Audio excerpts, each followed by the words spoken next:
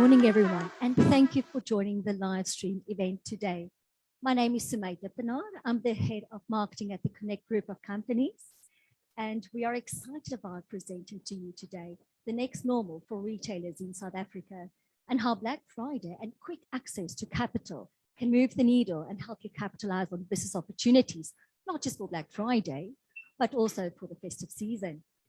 Today, we are joined by several journalists in our Connect office in Sandton, Johannesburg, but also a big welcome to all the retail business owners and media that is joining us online. If you have any questions today, kindly make use of the Q&A box at the bottom of your screen, and please do include your name, your company name, the name of your media house, and your email address.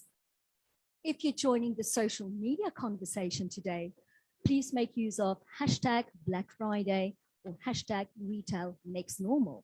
And if you want to leave us a comment, please do so on Facebook by making use of our handles. For Facebook, you can make use of @ConnectFintech, and also the screen on also displayed on the screen right now. You'll see for Twitter, you can make use of @ConnectedWithUs. So before we start today, just a quick rundown of the proceedings. We will start with a live interview with Stephen Heilbron, the Group CEO of the Connect Group of Companies, by the host Nompu. Thereafter, we will look at a presentation on Black Friday retail statistics and what we can expect from consumers, as well as retail trends for the upcoming Black Friday period. But for now, I would like to introduce our hostess for the day, Nompu Sisiba, a well-known financial, business and economics journalist and news anchor on radio and television. So Nompu, that's over to you. Thanks very much, Sime, for that warm welcome and taking us through the run of events. Of course, a very good morning to our audience. Thank you very much for joining us. Black Friday is upon us, of course, and we know that it's become quite an important feature on South Africans' annual calendars. This as people look to use the opportunity to do their early Christmas or festive shopping, perhaps looking at getting those gadgets and those appliances on discount or whatever else it may be that they've been eyeing from the beginning of the year. So why is Black Friday of significance? Well, as I've mentioned, it has become quite a significant feature on the retail sector's landscape. And as Sumay has mentioned, we are going to be having the Bureau of Market Research just giving us some findings in terms of the research they've done around retail sales trends, as well as consumer shopping trends, as well as giving us some forecasts as to what we can expect. And the Connect group, or Capital Connect, is going to be looking to show retailers how they can actually use Black Friday as a launch pad to boost their sales and profit margins. But before we get to that particular research findings and the details that will come from there, we're going to now speak with a gentleman who's had 2 decades of experience in the financial services industry. He is a CA. He's also served as a very senior executive at Investec for a number of years, about 18 years or so. He then subsequently joined the Connect Group of Companies, and he is the CEO of the Connect Group of Companies and also serves as a spokesperson for Capital Connect. That is Mr. Stephen Heilbron. So before we get into the issue of Black Friday, do tell us, what the Connect Group of Companies is all about and what it is that the Capital Connect company can do to service retailers. Sure. Thanks, Nompu, and welcome to everybody who's joined us today. Let me start off by saying, first of all, Nompu, Connect is a fintech company. So we operate at the nexus of providing a focus on South African retailers. Everything that we do is aimed at providing them with solutions to grow their businesses, enhance their efficiency, and give them instant access to cash flow. So within the Connect Group, our focus really is in 4 main key areas. First of all, card acceptance, which is critical from a retail perspective, and we do this using financial technology, and we use 2 brands to do that. We use our Card Connect brand, and we use our Kazang Pay brand. Our second focus is on cash acceptance, which is still a very prevalent mechanism of payment in South Africa. We do this under the Cash Connect brand using financial technology and automation. We then focus on providing lending, capital to retailers. And we're very passionate about this. And this is the Capital Connect brand. So, for retailers and smaller retailers who are not part of a large group, many of these people need access to capital, and they need it to survive and thrive. So in other words, when you have an idea and you want to be innovative, you need access to capital, you need agility, and you need it quickly. So we have a very disruptive offering under Capital Connect, which satisfies this need for growth. And lastly, our solution for prepaid value-added services, which are offered at till, for example, airtime, data, electricity, bill payment, money transfers. These are prepaid virtual products that bring feet into the store and allow our retailers to grow their offering. So again, in summary, whether it's card acceptance, cash acceptance, capital to grow your business, or prepaid value-added services, that becomes our core focus as a fintech on South African retail. Now, of course, it is the peak season around the retail sector, with a lot of retailers now beginning to put out their Black November or Black Friday promotions out. But of course, the backdrop that we're working in is a slow economy, sluggish economy, as well as the impacts of COVID-19. We still have a level of lockdown as well that we're experiencing. But given that, are you still optimistic that indeed this is the right time for retailers to take advantage of Black Friday? Very much so. Can I make a few observations if I can? So first of all, the first point I want to make from a retail perspective is that retailers shouldn't really be waiting for Black Friday, the Easter weekend, Bride Friday, or whatever specifically for events. The point really I'm making is that there needs to be a constant focus from a retail perspective, not on surviving, but thriving. So I often have this conversation with people. People tend to focus on their mental health when they're in a disaster rather than focusing on their mental health when they're healthy. So building a retail omni-channel, whether it's online or whether it's physical, is constant. Many of the trends that we face as retailers today are not new trends. COVID has escalated these trends. So I think making use of Black Friday is absolutely critical, but I think it needs to be seen in a broader context. Now, I want to share with you quickly, I'm actually, I've been in London in the last 2 weeks, and I'm actually sitting in Tel Aviv right now, and I've had quite a lot of high street retail experience. And I've got to tell you, I'm incredibly enthused. So first of all, shopping is entertainment. I quite enjoy online, and I had got used to online, but frankly, it's a bit, we are, as human beings, we like to see and smell and touch and experience. So I'm a little bit COVIDed out in terms of the online experience. And the last week I've spent shopping with my daughter in Tel Aviv and London.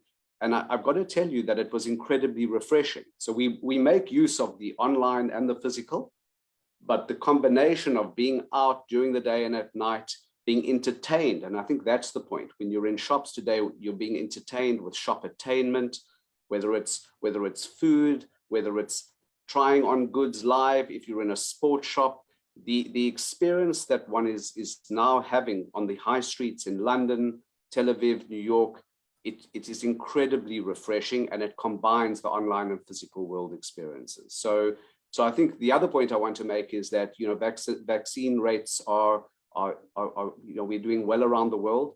I mean, COVID has been a very difficult time. In South Africa, I know we're talking about a fourth wave. We do expect that fourth wave to have less of an impact. As retailers and citizens, I think we've all got a lot more used to living with COVID.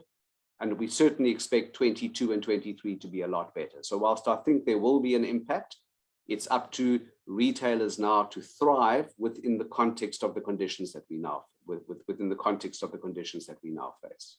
The last point I want to make is that you need, as retailers, you need to outthink and outsmart your competitors. So in reality, you need to fight to get the feet into your store, whether it's an online store or a physical store. And to do that, you need to innovate and be creative. And to do that, you need access to capital. And that's really what Capital Connect is all about. Yeah, which brings me to my next question, which is, tell us about alternative finance and how it differs to a traditional bank loan. Okay, so yeah, I'm very passionate about this, having spent 20 odd years in credit and the like. So let me, the traditional credit process, and let me also say, conventionally retailers always think that when they're going to borrow money, the traditional approach is to make an application to their bank. And let me say, the South African banks, provide an incredibly good service in our country, but the traditional process is very much one of making a credit application, meeting with your banker, having a cup of coffee. The banker will then ask you for an audited set of financials or management accounts, go back to a credit committee, and then come and tell you within a number of weeks whether you've been approved or not approved.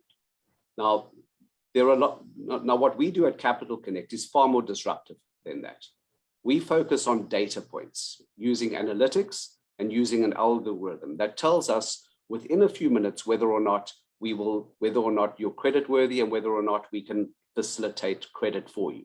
Our focus is on making sure that we can approve that credit within minutes, always under an hour, and sometimes within minutes, as long as we have the data points that we need. And then separately, we would look to get that money into your account anywhere between an hour and 24 hours. Now, so it is hassle-free, requires far less red tape, but most importantly, it allows the retailer to be agile and to take advantage of an opportunity. So if you want to buy bulk stock, you want to take an opportunity of a special, you want to launch something new in your store within days or weeks, you are able to access this capital almost immediately. And that is absolutely critical. So I think that's where many of these fintechs are able to disrupt by looking at data analytics. We don't require an audited set of accounts. We don't even require management accounts. We've refined our algorithms to a point that we can look at certain data points and approve that credit very, very quickly. So I would urge retailers to not just make use of their retail banks who provide a very good service, but to look to more disruptive mechanisms that can make capital available to them freely. So given what you say, what is it that you would advise retailers to be doing to take advantage and capitalize on things like Black Friday and the festive season? So I think things that retailers can be doing right now would be making sure they've got the right inventory on their shelves to attract feet. Have they created the right experience in store and online?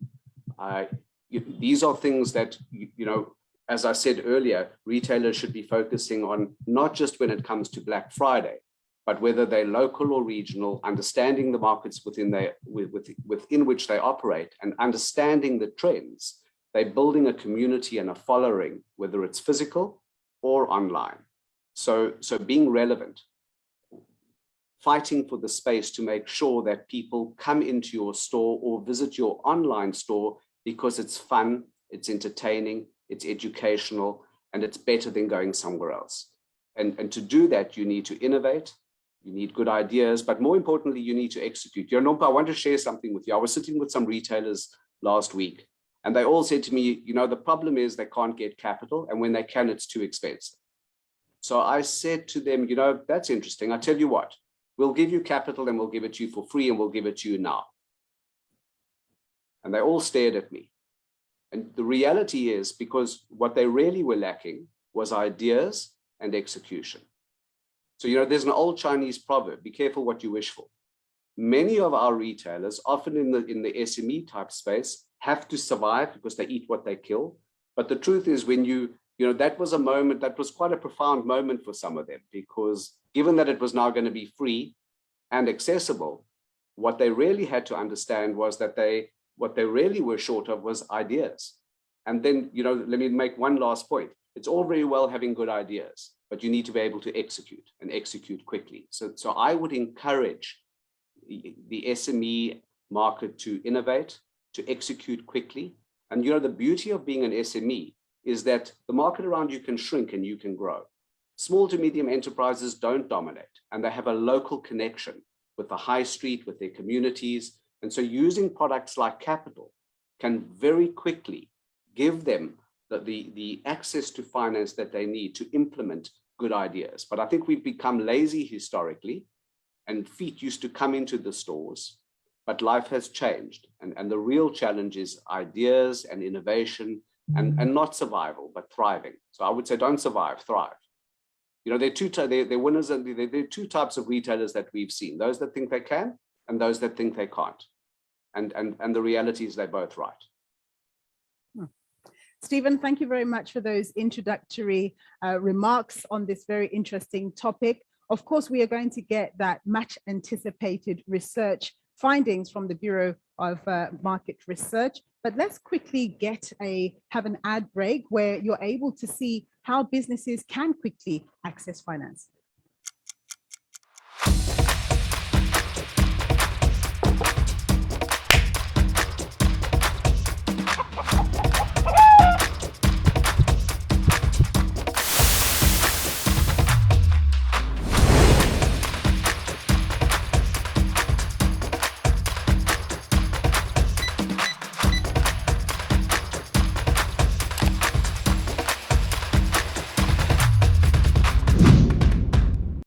Our guest speaker is Professor Karel van Aert. He is the research director at the Bureau of Market Research, and he's going to be giving us insights. Capital Connect did commission the BMR to do this research, and he's got some key findings to share with us. Professor, the floor is yours. Hi, good morning, and thank you so much for the wonderful opportunity to present you the findings of the Bureau of Market Research with respect to our Black Friday research.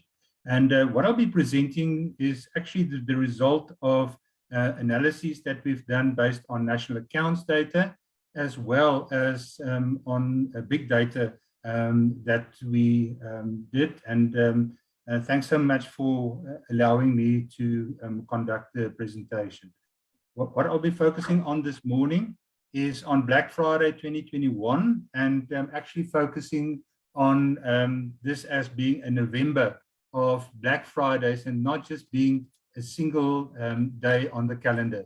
When we look, for example, at the origins of the term Black Friday, it actually refers to the day after Thanksgiving in the United States.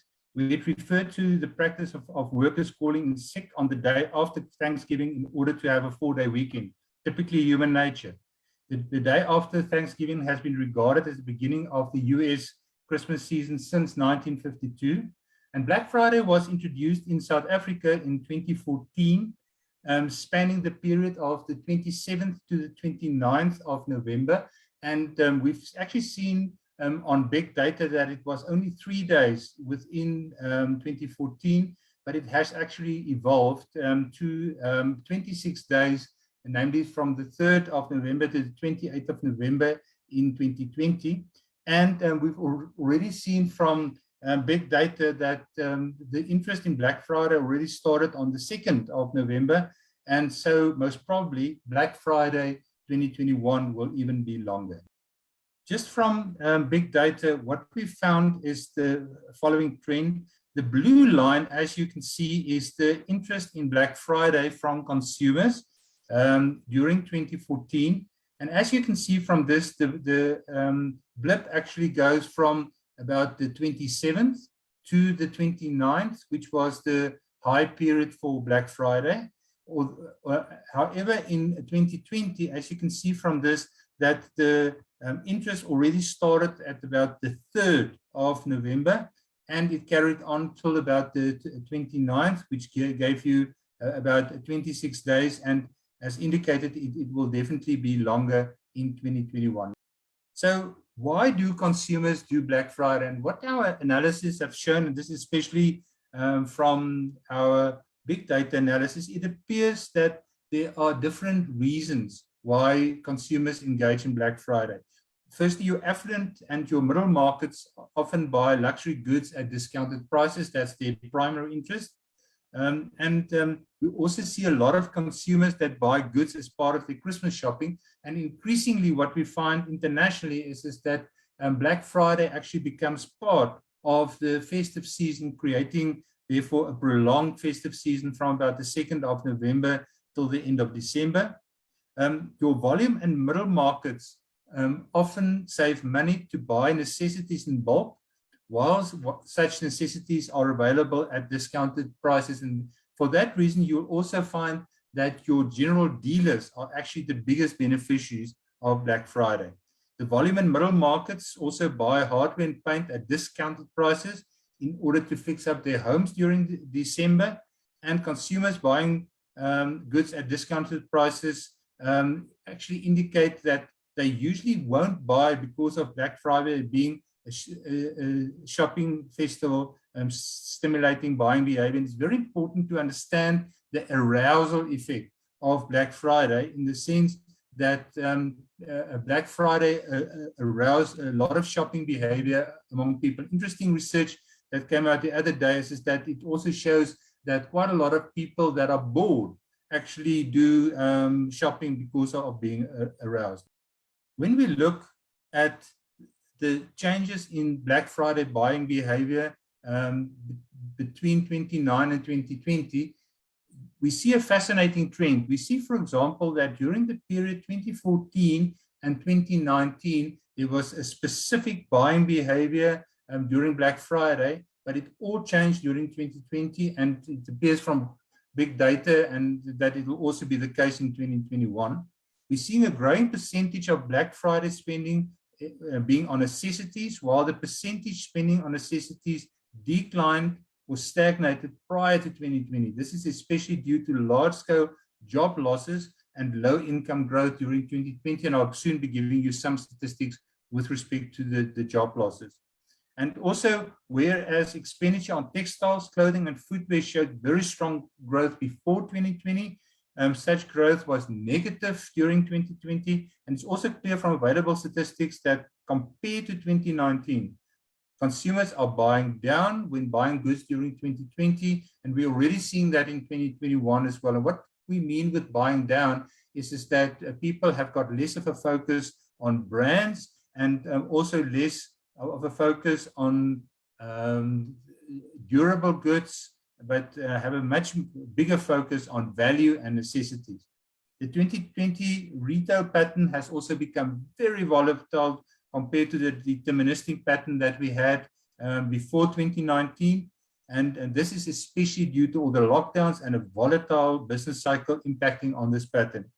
And just a typical example in this regard is that before 2020, we saw, for example, that household furniture, appliances, and equipment had a very stable retail pattern. And that retail pattern was basically a pattern where there was a lower demand for these goods during the year leading up to November, while it shot up during November and December as a lot of people did their Black Friday and festive shopping. However, during 2020, this pattern deviated completely from that pattern and was actually driven by the level of lockdown. When we look, for example, at the role of Black Friday in retail, this is a pattern from 2010 to 2021, and this gives you an indication of total retail sales in South Africa. And so when you look, for example, at this pattern, you will notice that in 2010, that little red star indicated for you where November was on the retail cycle. And you will notice that it's very much on the same level as the rest of the year, with, for example, that spike coming during the festive season in December. And this was the same pattern, as you can see from this, from 2010, 2011, 2013, 2014. However, what you start to see in 2014 is that you see that star is moving slightly up. And as we progress over time to 2016, 2017, you will notice that that star has advanced far up the spike. What that basically means is that slowly but surely, November is becoming a November of Black Fridays, integrating increasingly with your festive season. And you can clearly see from the growing, the red stars moving up the spike, the impact of Black Friday. So what can we expect from Black Friday 2021? The sad news is that Black Friday 2021 will not be as good as 2019, but the good news is that it'll definitely be better than 2020 due to the fact that while about 2.1 million people lost their jobs during 2020, about 730,000 new jobs were created during 2020 and 2021, which means that there have been some catch-up with job creation, which will clearly benefit retailers during Black Friday 2021. Although total additional retail spending due to Black Friday will grow during 2021, it will not reach the levels achieved during 2019. And just have a look, for example, at this. You can see from the slide that's being provided is that during November 2019, the total additional November retail value, that's not your normal retail value, this is the retail value that was created because of Black Friday, was about 15.4 billion. It went dramatically down to about 10.287 billion in November 2020, but it's clearly picking up. You can see, for example, that it's already going back to 11.3 billion, but it's still about 36.4% lower in nominal terms than we've had, for example, in 2019.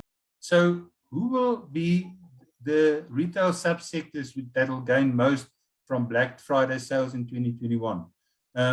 Firstly, the biggest gains will be from general dealers, and the estimate at the moment is that they will gain about 54.9% of value of Black Friday sales, which translates to about 6.2 billion, followed by your textiles, clothing, and footwear sector that will earn about 2.7 billion, followed by retailers in hardware, paint, and glass, which will be about 972 million, followed by retailers in household furniture, appliance, equipment, which will gain about 904 million. The above mentioned figures are only the retail impact of about 11.3 billion rands, but it will also have an additional 8.2 billion wholesale impact, giving rise to a total retail and wholesale impact of about 19.5 billion during 2021. So the additional retail and wholesale value that's created is near 20 billion. However, what you need to keep in mind that there's a lot of opportunities to gain during Black Friday. As I've already indicated, additional wholesale and retail sales of about 20 billion. However, there's quite a lot of things that we've noticed in the past that retailers have done during Black Friday that eventually hurt them a lot. The first one is product value dilution. And that is, for example, where you sell, for example, some of your products at heavily discounted values. And what you often find then is that your consumers become used to the discounted amounts, and they see that as the new normal, and they refuse to buy what you're offering at the normal price. Also, is what I've already noticed this year is that there's a lot of businesses that have got different parts of their omni-channel in competition with each other. Typically what that would mean, for example, is that if you could have an in-store presence, you could have, for example, a delivery, you could have an app, you could, for example, have an online. And what some of them will do, for example, is that they will sell some of the products at discounted prices only online with a higher price in store. What's happening now is that you're actually going into competition with yourself at the moment. Sometimes when you speak to retailers, they see this as a form of nudging, but you're actually hurting yourself, your omni-channel in this regard. And it's incredibly important in this regard, which I'm also going to show you, that the various parts of your omni-channel should be seamless, well integrated, and they should be congruent with one another. Also, we often find brand value dilution, where you have got a luxury product, and because of Black Friday that you drop the price, and now you're in competition with some of the lesser brands. And what you find, for example, there is that after Black Friday, that your total brand has been diluted, and it's very difficult to recover the brand. Is one of the auto manufacturers that have decided to enter the volume market, although they are actually a luxury brand, and created irreparable damage to the brand. Also, we find, for example, that some retailers are selling a lot of stuff and they can't keep up with actually delivering that, and that can hurt you seriously. Go and have a look at Hello Peter, for example, the negative customer comments in this regard. When we look, for example, at the percentage value of retail sales online and percentage store-based, we often assume that there's massive growth in online, and that your brands with a physical store is actually being negatively impacted. And what's very interesting is that we saw, for example, that the biggest online winners are actually the big brands that have also now created, as part of the omni-channel online offerings. So it's not really that your online only retailers are the biggest winners. In fact, the biggest winners are actually the store-based brands with a very strong omni-channel that online is part of. When we look at the reasons why, for example, customers would come to you as a retailer, we did a lot of analyses of available data to understand of what makes you a Black Friday winner. Firstly here, and Stephen already emphasized this, is that there should be excellent in-store experiences for your customers. There should be value for money, good customer service, variety.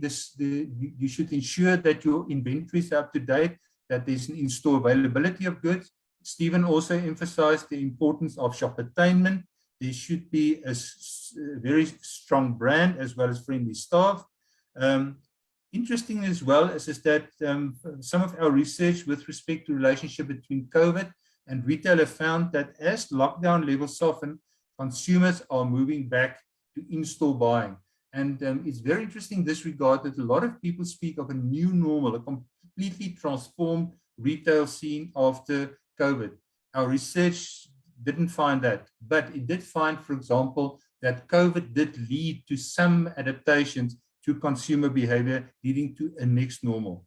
And also here is that although the percentage retail sales attributed to online only providers increased substantially to about 16% in 2020, strong growth in retail sales of online only providers is not expected to increase rapidly. Your omni-channel providers will be the real winners. So what we did in this regard is just to have a look then, is that given what I've indicated, who will be the real winners? And when you look, for example, at what's in front of you at the moment, is that you can clearly see the impact of Black Friday on your general dealers. Just have a look at this. This is that it's very clear that your festive season in 2021 have been expanded for your general dealers, now leading basically from the beginning of November all the way through to December.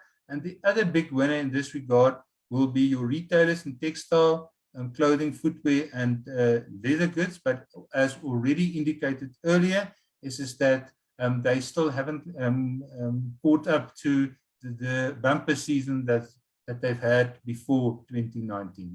So we also did some analyses of the attributes of the top 10 retailers in terms of consumer interest during 2021, also to understand what your winning retailers would need to do to capitalize fully on Black Friday 2021.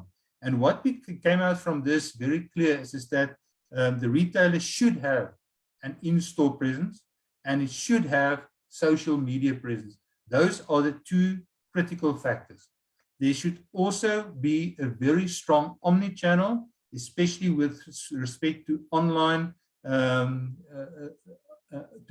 sales as well as to delivery. What didn't come out very strongly is online and pickup and call and delivery. And it also appears that loyalty cards are not as an important predictor of Black Friday sales as other variables.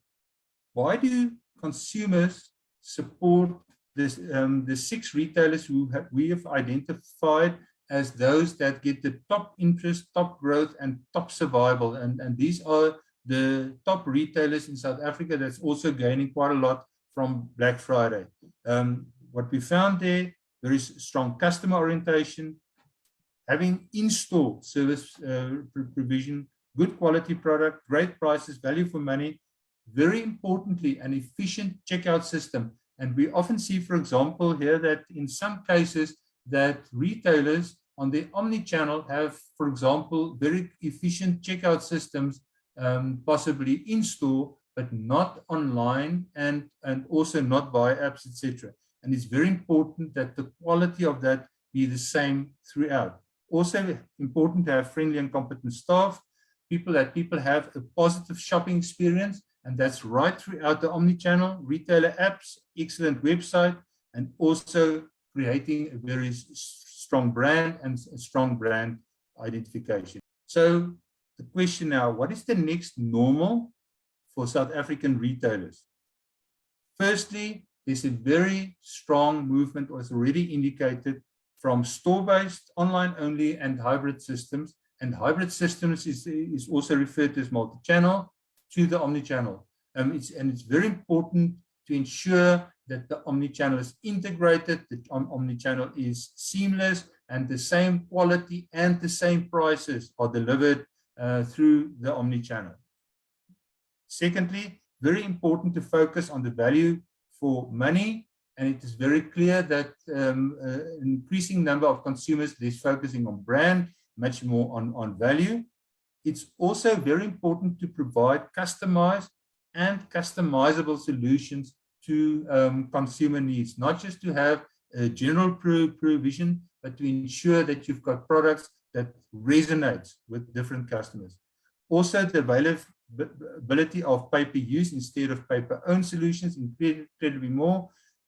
Also, very important to make use of artificial intelligence, big data, and augmented and virtual reality, and which is playing an increasingly important role. It's also important to know that hybrid working will remain, and retailers need to adapt even further for that. And finally, to create value propositions for customers beyond products being sold. And what we find in this regard is that shopping experience, shop attainment, is becoming increasingly important to link customers. So with this, I just want to thank you for your kind attentions, and questions will be very welcome. Thank you so much.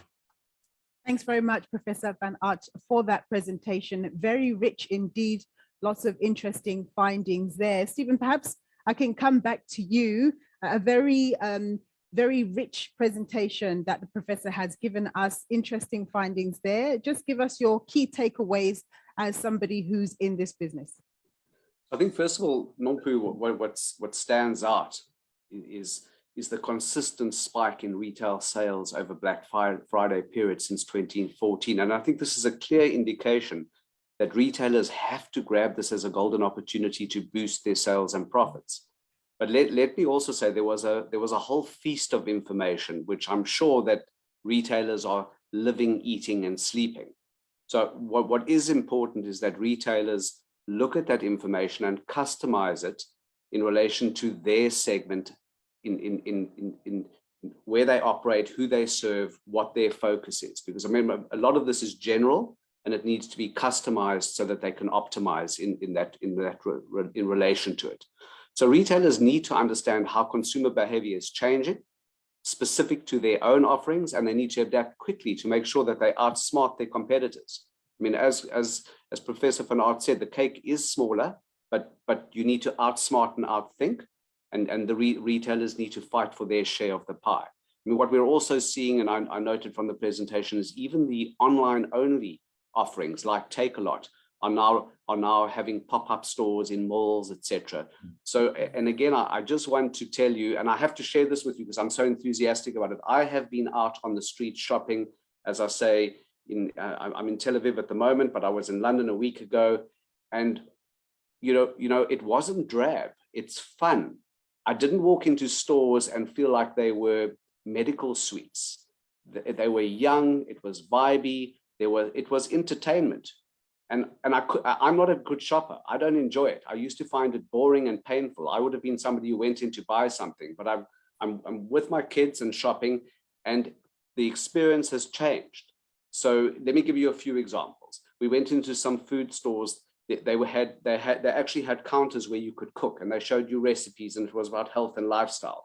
I went into a builder's DIY store, and I'm not a very practical person, but now you didn't just look at paints. They were showing you how to paint. They had demo stands up, how to drill a hole, how to construct, so the whole experience. I went to a sports store, and there's actually one, I think, in Santon that Sumay was telling me about last week, where there's a field in the middle where you can kick the ball, you can put on the shoes, you can run. The point I'm making is it's an experience that it does have to sit within the omni-channel, and as Professor Van Aert spoke about, the omni-channel and social media presence and the consistency on how those things are presented to the consumer. It does need to sit together. But I can tell you again that my experience, and maybe it is a bit of an overhang from the COVID period of doing most of what we do online, it plays a critical role in the overall experience. But right now, you know, I would urge you, what I experienced was it was just so much fun, and it was different for me to experience it that way. So I think that is a key trend, and I will go back to the stores now that gave me that experience, not so much for the shopping, but I learned so much, whether it was DIY, cooking, brands, trying on sporting equipment. It was educational, it was fun. It was actually a night out. And so dinner and a night out in these big cities is, and yes, I'll go online, but I'll go online now to the stores that attracted my attention. And what I'm looking for is Q&A, which is, you know, I learned how to sand wood last night and how to varnish and how to do different things, which someone like me has never done.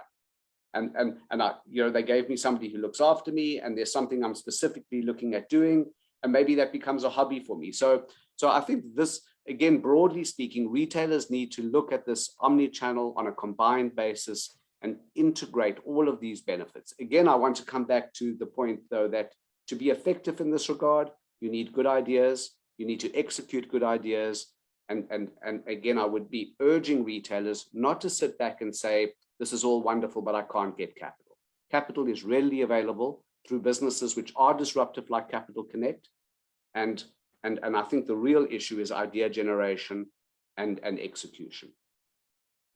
Professor, coming to you, how then do you think small businesses should fight for that piece of the pie? I think, as Stephen already indicated, is that there's a lot of best practices that small businesses can learn from winning businesses. And what's very interesting is that those lessons that they can learn are incredibly consistent. And if they apply that, for example, it will really make them winners. And that includes, as Stephen indicated, firstly, that shoppers are not just there to go and buy specific products and services. It should be much more than that. Your shopping experience is vital.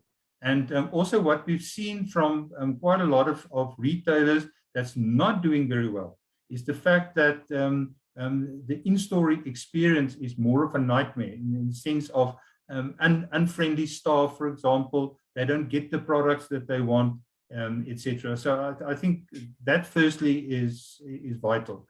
It's also incredibly important to ensure that, for example, that when you advertise things during Black Friday, that there's an in-store availability of that. And that would then mean planning way ahead, and as Stephen indicated, to get the necessary capital to ensure that you buy the inventory that you require. a lot of analyses that we've done with respect to big data has shown that in those cases where, for example, consumers had to wait a long time after Black Friday to actually obtain the goods, a lot of damage was done to those retailers, with a lot of people say, I'm not going back to that specific retailer. And just lastly is that what we've also seen is that some retailers have only got either an in-store presence or only an online offering, or only, for example, perhaps a multi-channel offering, like, for example, online and in-store, etc. Your customers at the moment are looking for something much more than just, for example, going to in-store to buy something. And typically what they want is that they would like to go to a store. If they don't find what's online there, they then would, there should be a facility in store that they can immediately go online to see if it's available at another store near them. If not, for example, whether they can order it and pick it up in that specific store where they are at the moment, or have it, for example, delivered at their home, etc. If that is not present in the store, a person will come in and say, okay, but what I want is not here, etc. Leave, and most probably won't go back to that shop again. So therefore, it's so incredibly important to have that omni-channel available on a person's on laptops, apps that you, as well as in-store. Professor, you did show us data around your expectations for Black Friday, you know, the kind of quantum you expect. I think you said 11.3 billion at retail sales level. I'm not sure what assumptions you made within that, but if indeed of the fourth wave comes mid-December, it could come then or early January, how do you think this will impact on retail sales for Black Friday and the festive season? I've got no doubt that should there be a lockdown, that it will have an impact on Black Friday. However, what is very difficult to predict at this stage is when that lockdown will be. I've just seen from statistics that was released this week that the expectation is not that it will be at the beginning of December, but it will most probably even be only be late in December. So November is basically not affected with us at level 1 at the moment. Secondly, is that one of the things that could be created is that if there's a hard lockdown, a harder lockdown during December, that the momentum from Black Friday into the festive season will be negatively impacted. And for example, that could then have an impact. The one thing that, however, that we need to remember is that your economic cycle and your retail cycle are inherently linked with one another.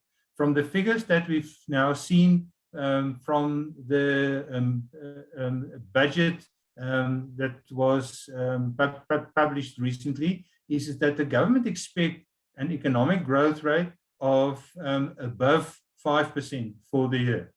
If that realized, for example, and our estimates is actually that is a little bit below that at 4.9, because that was the assumptions that I've used, you arrive at about 11.3 billion. If, for example, it's above 5%, then we could possibly have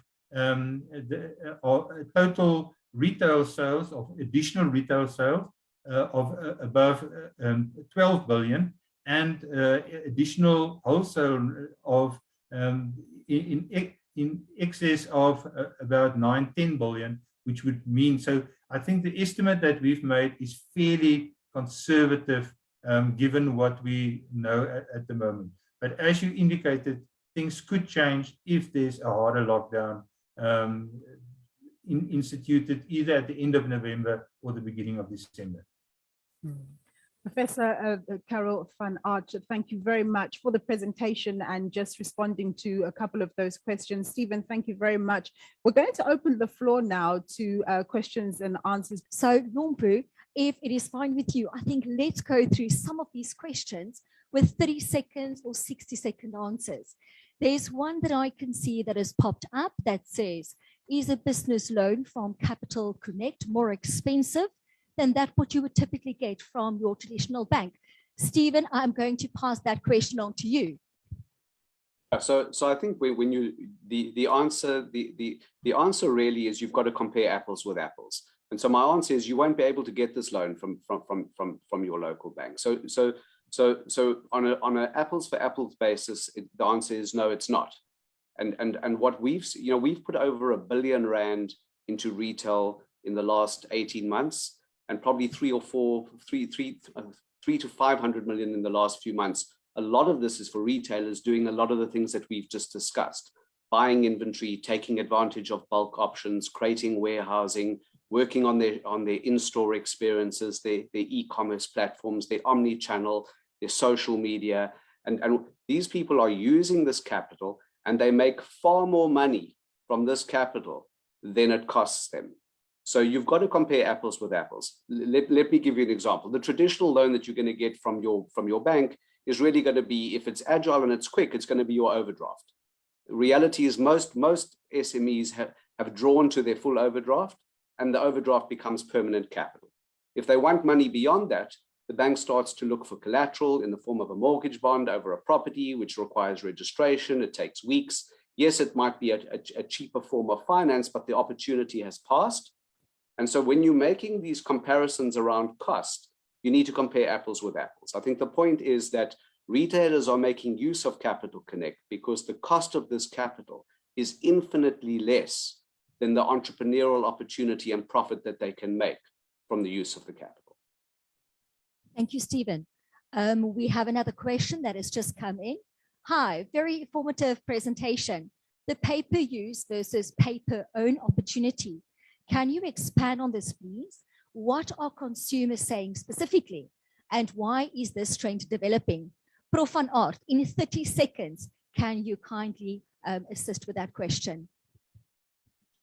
Thank you so much for the question. Yes, it's just that you find, for example, that there's a lot of opportunities out there based on what I've indicated today. But I think the biggest win here is not just to take what we've given you or to emulate what we've given you, but to become really savvy and with respect to how to apply it to your specific business, etc. And I would really recommend that you, for example, on a daily basis, go into something like Business Insider and just read all the articles, stay on top of the happenings there, and you'll be fully informed to apply that to your business. Thank you, Prof van Aert. I'm going to do one more question, then I'm going to maybe hand to Nompu to do one more for us. And Isadora, while you are in Sandton, if you can also field one question. So the next one that I can see there at the moment is, Prof van Aert, this is looking like a question that can be fielded by you. Do people change brands during Black Friday? Thank you so much for that question. Sorry, this is something that I should have addressed. And what is very clear is that before 2014, before the introduction of Black Friday, the value of brands as an attractor was incredibly important. The whole thing of conspicuous consumption, not just having something, but that your friends can admire what you've got. And their branded goods is incredibly important. What we've seen, however, with the introduction of Black Friday is that people are increasingly willing during Black Friday to go for alternative brands at the right prices. But then came COVID. And what happened now is that people have got less money, and by buying down, people are becoming less attached to specific brands. There's a lower level of identification of those brands. And what we're finding increasingly is that instead of focusing on brands, people are focusing on value for money. But there's a very interesting other reason as well here, is that remember, people are working from home. So the clothing that they're going to buy is not the top suits, for example, anymore. the branded suits. They don't want to impress people with a MacBook anymore at work because they're sitting at home. And that have created a completely different consumer mindset away from just conspicuous consumption towards value for money. Stephen, Nompu here, perhaps you can just answer these two questions very quickly. One is, do you partner with township small businesses? And the other question is, does a small business need to be VAT registered to get a loan from Capital Connect? Sure. Let me deal with the first question. So under our Kazang brand, we have close to 40,000 informal merchants. We currently provide them with value-added services, card acceptance and cash acceptance services. And we are in the next week actually piloting and launching a merchant advance product, which we are incredibly excited about. This will actually be the first formal merchant advance type product into the informal sector at very affordable prices. And the exciting thing is this will provide them with the capital to grow their businesses and do many of the things that we've referred to. So very excited about that into the informal space. So we have the Capital Connect brand that looks after the formal marketplace, and we have the Kazang Merchant Advance, which very soon will be piloted late November and be launched aggressively into the market next year, aiming at the SME and SMME market in the informal space. Your question around VAT registration in the informal space, remember, many of these are sole proprietors. They're not juristic entities. Whether or not the VAT registration is something that each individual operator has to resolve for themselves. It is not something that we require in order for us to advance capital. Thank you, Stephen. And that was two questions that came through from Lynette and Mbulelo. Mpo, I see there's a question from Desiree. How do you see the role of social media influencers in these times? Prof. van Aert, can you please answer that one? Thank you so much for that question. The BMR, the Bureau of Market Research, actually did research at the beginning of this year on the role of social influencers, social commerce, etc. And what is very clear is that yes, your social media plays a very important role. Your social media influencers also play a very important role. And you also see, for example, that your social marketplaces, the social commerce, playing a very important role. However, we're seeing that the impact of influencers, especially with respect to luxury goods, have declined dramatically simply because a big part of that market caved away in South Africa because of job losses, lower incomes, etc. So in that regard, it will be very interesting to see whether that specific social influencer segment is going to recover when the economy moves post-COVID. Okay, we're going to ask Isadora in Santon to just give us the last question that either Steve or the professor can answer. Great, thanks, Nompu. This is from one of the journalists who is with me here in Santon, Sonri from the Star newspaper, who is asking, if small businesses do well this Black Friday, would they then survive a fourth wave based on the number of jobs lost in the last year, or call it the last year and a half? And this is to the professor.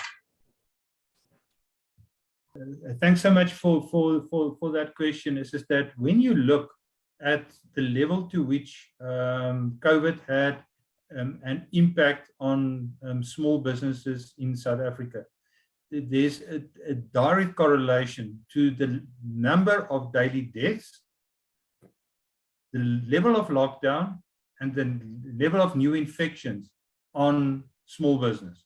And what you found here, for example, is that a very large percentage of small businesses failed because of the COVID period. Either a temporary failure in the sense, for example, that they closed their doors for some time and possibly reopened smaller, or for example, that they closed down completely.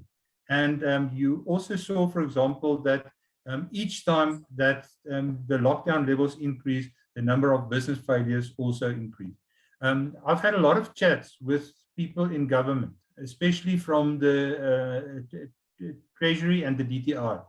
There is a complete understanding there that we can't afford another hard lockdown because of the level of business closures, job losses will be humongous. Just to give you figures in this regard, we in terms of the number of or the percentage of unemployed people according to the wider definition, it's over 40%. When you look, for example, at some of the surveys that came out, people, more than 50% of the people responded that they haven't got jobs anymore, and those that have got jobs that were actually severely impacted. So I think that's the long and tall of it, is that I don't foresee another hard lockdown as we've experienced in the beginning of 2020. And I think increasingly what we're going to be seeing is that selective lockdown. And a fascinating one in this regard, I don't know if you've seen that in Austria, all the people that haven't been vaccinated are locked down. All the people that have been vaccinated are not locked down. And it'll be interesting to see to what extent these type of more differential models will also be applied in South Africa in future. Professor Van Acht, thank you very much. Isadora, thank you very much there in Sandton. Well, of course, this has been a very insightful presentation from the professor. He's the research director at the Bureau of Market Research. We have come to the end of the line, the end of our time. We do hope that the research was insightful and that you did get some nuggets from this presentation. It's been a pleasure being your host this morning. I'm going to hand over to Sumay to say farewell. Yes, thank you, Nompu. Very insightful indeed, with some great tips for retailers to have a record sales, Black Friday and festive season. And for those that have tuned in today, if you're interested in Opportunity Capital from Capital Connect, kindly download the Connected app that's available on iOS and Android. You're also welcome to go to our website, getcapital.co.za. And then you can just complete the click and borrow form, and one of our contact center agents or consultants will get back to you. And if you have got any other inquiries, you're welcome to email us at capital@connected.co.za. I really hope that South African retailers have a very successful Black Friday season, as well as the festive period that is coming up. And for those that will be traveling, please be safe. So from me, Sumay, and Nompu, it is goodbye for today. Goodbye.